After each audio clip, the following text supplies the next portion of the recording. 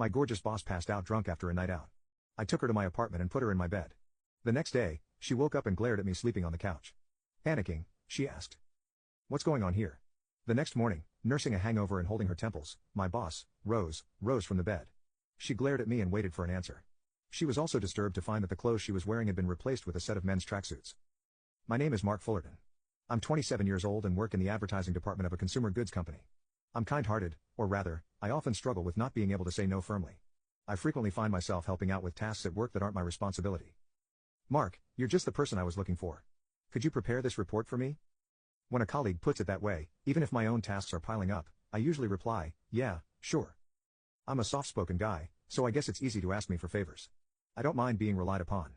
However, I often prioritize others' requests too much and sometimes end up overwhelmed. You should finish your own work before helping others, that's just common sense. It's great to be helpful and a team player, but don't let people take advantage of you. My boss, Jessica Thomas, always sternly advises me every time I report that my own work is behind schedule. I am deservingly reprimanded. However strict in her tone, Jessica is a compassionate person who always comes to the rescue when needed. It can't be helped.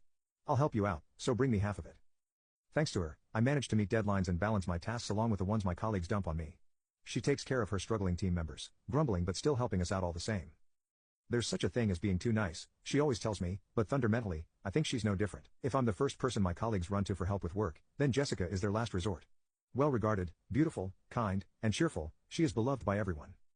By the way, Mark, have you been eating properly? You seem to have lost weight again.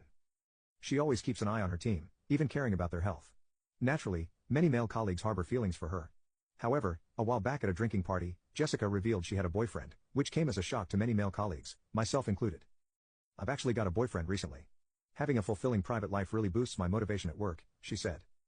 Watching her radiant smile as she happily shared this, I realized I had unconsciously developed feelings for her.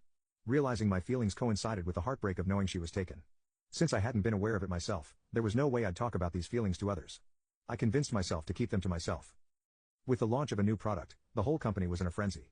My department, the advertising division, was especially busy.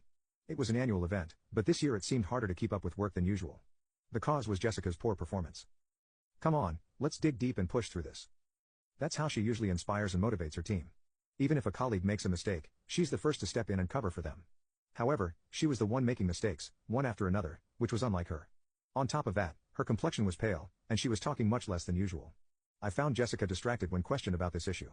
Eventually, some tasks were delayed, and our entire department received an earful from the CEO.